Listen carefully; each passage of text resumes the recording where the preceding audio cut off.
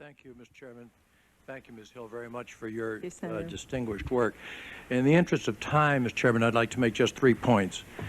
First, the fundamental question is what did the intelligence community know, and then what did they do with what they knew?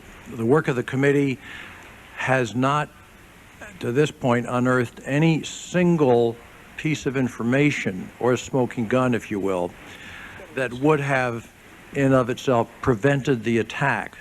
But we have found far too many breakdowns in the intelligence gathering and processing method.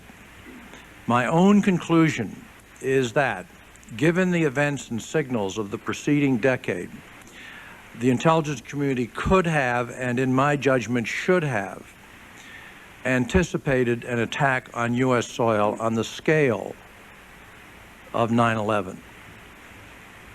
We had witnessed attacks on Americans overseas, as you laid out, USS Cole, Kenya, Tanzania, Kobar, 1993 attack on the World Trade Center. We knew beyond any doubt that al-Qaeda wanted to strike the United States. We were just sort of struck in our classic American innocence that anything that happens is going to happen overseas, but there was information, and plenty of it, disseminated or not disseminated, that something was going to happen here. Yet the intelligence community, for a whole host of reasons, did not launch the all-out effort that is its responsibility, that might have detected and potentially prevented 9/11. Second, the FBI is an outstanding law enforcement agency, but I have serious questions about whether it is the right place to do intelligence work necessary in our country. Law enforcement is not necessarily compatible with intelligence gathering. In fact, it is not. It's not the same skills, not the same mission. Going forward, we must not undermine the FBI's ability to carry out its fundamental responsibilities, because they're very important, and they do it very well. And we must not give short shrift to new intelligence demands. So we have to ask ourselves, can the problem be addressed by reforming the FBI? I don't think so. Or is this a case where we need to find a wholly different solution? This is a tough question, obviously, which I hope this committee will be tackling in the coming months, and it leads me to my final point. Are we ready, as a committee, as a Congress, as a government, as a people, not only to pose the tough questions, it's easy to do, but also to find and to implement the tough solutions? It is clear to all of us that we must make serious changes in how we gather, process, and react to intelligence in this country. Our existing agencies came into being in the Cold War. That's fine. That structure no longer matches the threat that we face. Lines of authority are, in my judgment, blurred intentionally for the sake of turf, for the sake of all kinds of things which in some cases have justification, in many cases do not.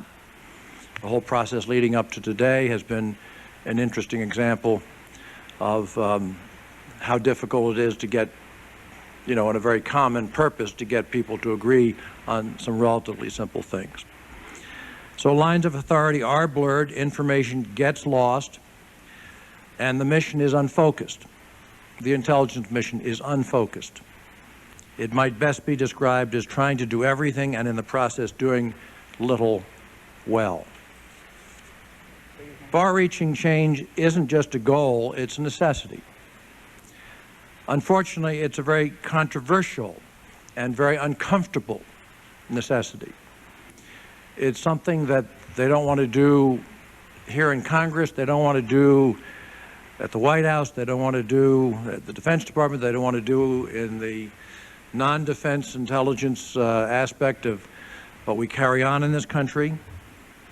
But are we going to find the political will to create an intelligence system that works? Or are we going to say that this is going to be politically impractical or probably not doable, and therefore cut our goal by 50% and then get leverage down from there?